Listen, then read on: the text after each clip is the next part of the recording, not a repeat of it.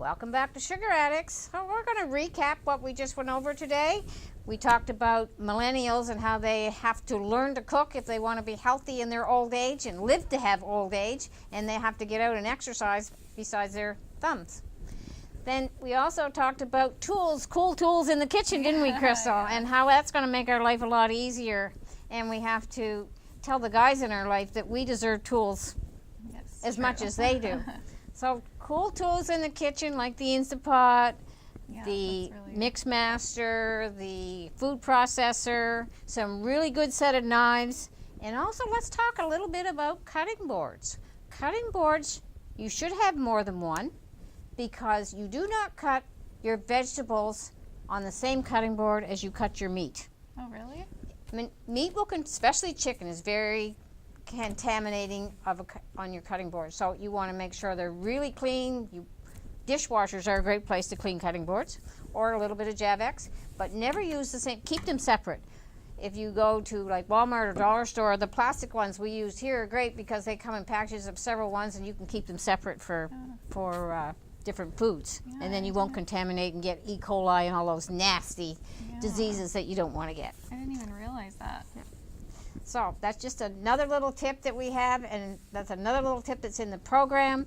And so make sure you sign up for the program. Be one of those 25 people so that we can tailor the program just to you. Be one of those first 25 people. That's really important. And if you sign up for the program, I tell you all those things, and you can really get comfortable in the kitchen. Yeah. And so that's what else did we talk about? We talked about food. Sweet and sour. Sour is acid, sweet is sugar, or xylitol as we use. Sour is vinegar, and that's how we get that combination in our sweet and sour sauce. And really important. And when we were here on our first episode, we asked some of the crew members to taste test, and we're going to do that again today. We also asked them to bring containers to take stuff home, and I know they were very dubious about that. They thought, well, we're not going to want to like this stuff, so we'll forget our containers and we won't bother.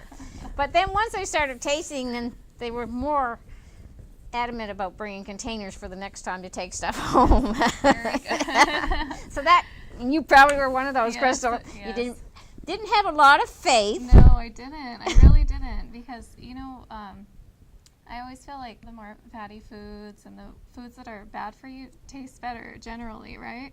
Yeah. So I had kind of low expectations for this food, but it turned out to be great. So you should Pleasantly pat yourself surprised? on the back. Yes. Yeah. Yeah. So, yes, David was the same when we started. David said, I'm going to starve to death. I just know if I can't eat any of those foods, I'm going to starve. But as we've proven, no, you won't starve, and you'll actually like it. Yeah. So good. that's really important when you're trying to change your lifestyle, and change is very hard. So when we have to change, at least we want it to be pleasant, and we want it to taste good. And if it doesn't, you won't change for long. You'll go back to your old ways of eating. But if it's good, you will stay with that change and stay healthy. And that is my goal, is to make your change a pleasant one so that you can stay that way for the rest of your life and be healthy. So, you think you could do that? With your help, what you've taught me, I think I can, yeah. Good. Because now's the time to start to realize that what we eat today affects our DNA 2 generations down, so it affects your kids and your grandkids. I didn't know that. No. So that's really important. Yeah. So, okay, we're going to start taste testing, and we're going to have Dave and Eric are going to come and try our sweet and sour meatballs. All right, nice and hot. That's what we need, a big spoon. All right, go for it, Krystal. Okay, should I start with Put one? this over here out of the way. And this is the book, Spoiled Rotten on a Diet. So we get it over here on the right camera so everybody can see it. Actually, the painting on the front, I did myself. It was an experimental thing at Seniors Park. We have an art group. And so that's my first still life, and probably be my only still life because I really didn't enjoy it. So, there we go. Let's try it. Tell me if you can taste the sweet and the sour without wearing it. Okay.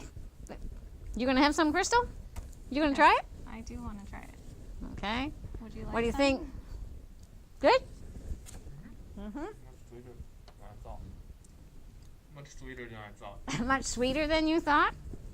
Well, if you don't like it that sweet, it's really easy to adjust. You just put less xylitol in.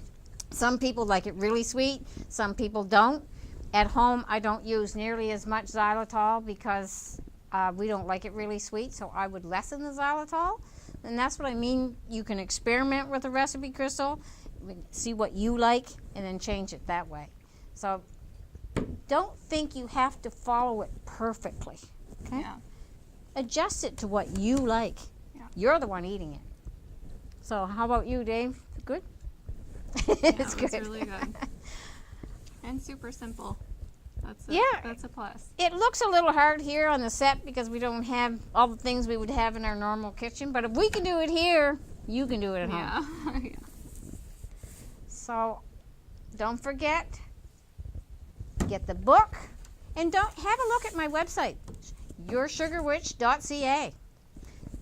And then you'll get a lot of really good tips on there, and you'll get my story, you'll get David's story. There's some testimonials on there that will help you make up your mind.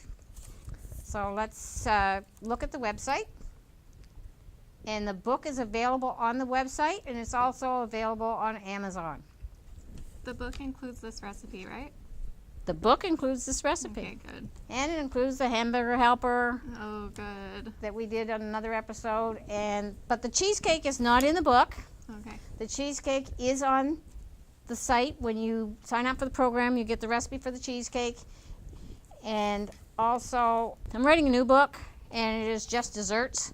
So when that one comes out, it will be available on the website also. Okay. And I'm hoping to get it out by spring, All right. because everybody's bugging me for the dessert ones. Yeah. Okay, we want to say thank you to David and Eric for our taste testers. And I also want to thank Krystal for being my guest today. Thank you She's for been having me really, here. really helpful.